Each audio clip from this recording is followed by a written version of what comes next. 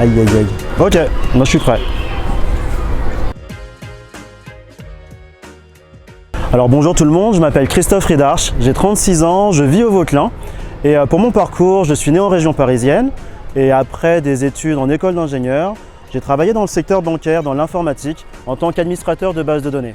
J'ai travaillé pendant 8 ans dans plusieurs sociétés, Société Générale, Natixis, ING Direct. Et j'ai décidé, au bout de 4 ans ING Direct, de prendre un congé sabbatique, de démissionner et de voyager. Et du coup, je suis arrivé au pays en début 2019.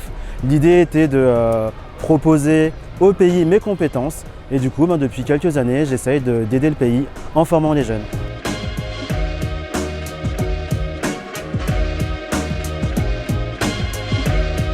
Alors le programme qu'on a créé, la société que j'ai montée depuis quelques années ici en Martinique, ça s'appelle Nomad School. Enfin, ma société s'appelle Nomad School et la marque qui en est sortie s'appelle la Bulle Créative.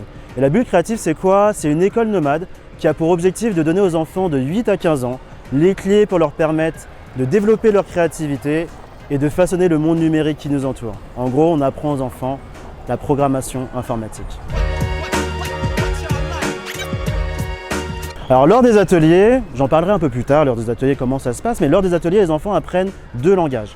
Le premier langage qu'ils apprennent, ça s'appelle Scratch. C'est un langage très simple, très ludique, qui a été développé par le Media Lab du MIT. Le MIT, c'est une grande université aux États-Unis. Et le but de ce langage, c'est de permettre très facilement aux enfants de passer de l'imagination à la création.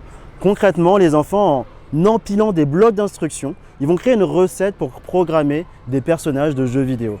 Et ça, c'est le premier langage qu'on apprend aux enfants, qui est normalement un langage qu'ils apprennent en primaire et au collège. Le deuxième langage qu'on apprend aux enfants, c'est Python. Python, c'est un vrai langage professionnel qui permet de faire plein de choses. Des sites internet, de l'intelligence artificielle, de la programmation de robots et plein de choses encore diverses et variées. Et on apprend aux enfants à faire des petits programmes avec ce langage-là. Alors, l'une de mes grandes passions, j'ai 2 passions dans la vie, 3 avec la nourriture, manger, ça c'est ma 3e passion. Mais ma première passion, c'est voyager. Ma seconde passion, c'est l'éducation, c'est transmettre mes savoirs. Quand j'ai démissionné d'ING Direct, le but c'était de voyager autour du monde. Donc j'ai fait plusieurs voyages et tout au long de ces voyages, je voulais continuer de donner des cours parce que j'adorais donner des cours de mathématiques à cette époque. Donc j'ai donné plein de cours de maths et puis je suis arrivé en Martinique. J'ai continué de donner des cours de mathématiques. Je me suis rapproché de certaines associations ici avec lesquelles j'ai travaillé sur des programmes informatiques. J'ai commencé à donner des ateliers d'informatique pour les enfants. Ça m'a plu, ça m'a beaucoup plus que le fait de donner des cours d'informatique, m'a beaucoup plus que donner des cours de mathématiques. Et petit à petit, de cours d'informatique en cours d'informatique, d'atelier en atelier, la Bulle Créative est née. Alors, les attentes des élèves, c'est vraiment ce que j'ai dit, c'est vraiment de passer de l'imagination à la création. Les élèves, ils adorent jouer à Minecraft, ils adorent jouer à Fortnite, ils adorent jouer à plein de jeux, mais ils adorent aussi créer, ils adorent façonner de leurs mains. Ils ont une imagination débordante, ils ont envie de matérialiser l'imagination qu'ils ont. Ils ont envie vraiment de passer de cette imagination à la création. Leur attente, du coup, c'est vraiment de pouvoir créer ce qu'ils imaginent, pouvoir vraiment concrétiser leurs rêves. Et c'est ce qu'on leur permet à travers ces ateliers. Les attentes des parents, c'est, grâce à ces ateliers, permettre de développer le raisonnement des enfants. Parce qu'on pourrait penser que c'est juste jouer que les enfants font, mais ce n'est pas ça. À travers la création d'un programme, les enfants vont devoir réfléchir, raisonner, penser comment mettre les instructions les unes avec les autres pour réaliser un but concret.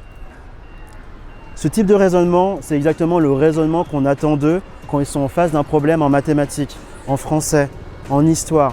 Ils vont devoir vraiment utiliser les savoirs qu'ils ont, les empiler dans le bon sens pour pouvoir donner une réponse. Et du coup, les parents, grâce à ces ateliers, ils attendent que leurs enfants soient plus attentifs et plus compréhensifs et raisonnent mieux. Et c'est ce qui se passe pour le moment. Alors, les difficultés qu'on peut avoir, il y en a plusieurs.